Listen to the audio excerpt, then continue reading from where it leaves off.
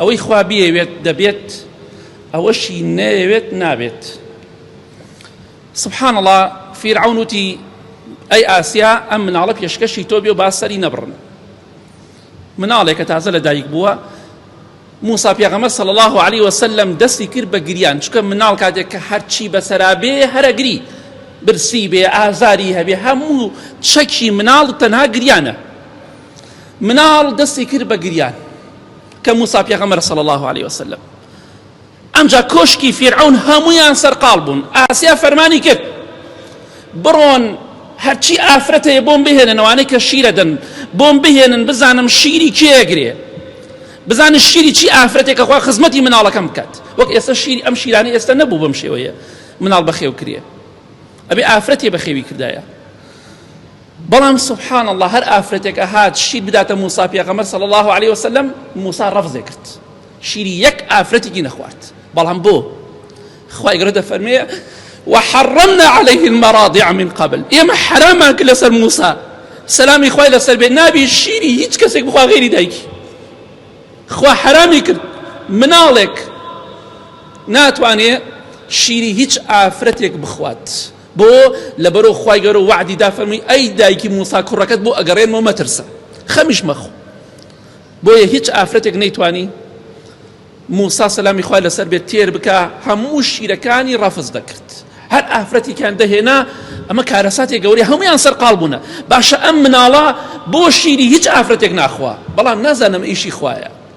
خوا حرامی کرد لەسەری شیری غێری دایکی بخوات بۆ ئەوەی بگەڕێتەوە بۆ لای دایکی سەلامی خوای لەسەر بێ، چونکە خوا فەرمی ئینا ڕادوه ئیلەیک، ئێمە بۆت ئەگەڕێنەوە دڵنیا بەو خەم مەخۆ. لەو کاتا خوشکەکەی موسا سەلامی خوای لەسەر بێ سەیرێ کرد کاگە هەر ئافرەتێ شیرێ داتێ وەری ناگرێ نایخوات. ئەو کاتە وتی من کەسێکتان بۆ بدۆزمەوە، کەسێکی چاکتان بۆ بدۆزمەوە خزمەتی مناڵەکەتان بکە و شیری بگرێ، وتیان بڕۆ بهێنە.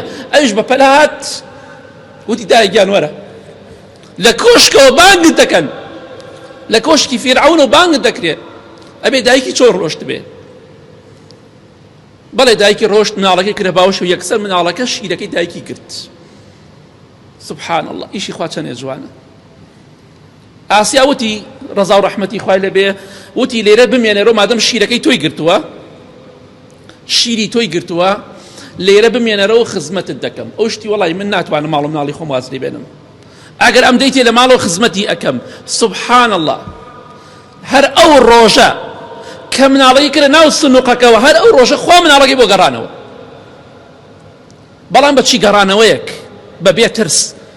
ئەمە خزمەتی کوڕێک دەکا کە خێزانی فیرعون کردێتی بە کوڕی خۆی،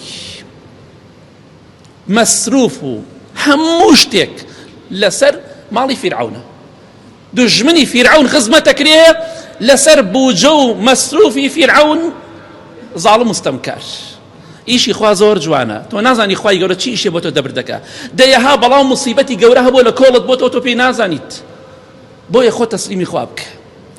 بەڵێ بۆیە ئەم ئافرەتە وتی ئاسیا بە دایکی موسای وە سەلامی خوا لەسەر، بەڵام نازانێمە دایکێتی. فەرمی هیچ کەسێکم بەقەدەمە خۆش نەویست، تۆ جوان بۆم خزمەتکە، چیشی پێویست بوو هەمووی لەسەر منە. بەڵێ بردیەوە بۆ ماڵ، لە ماڵەوە خزمەتی موسا پێغەمبەری کرد صلی الله عليه وسلم.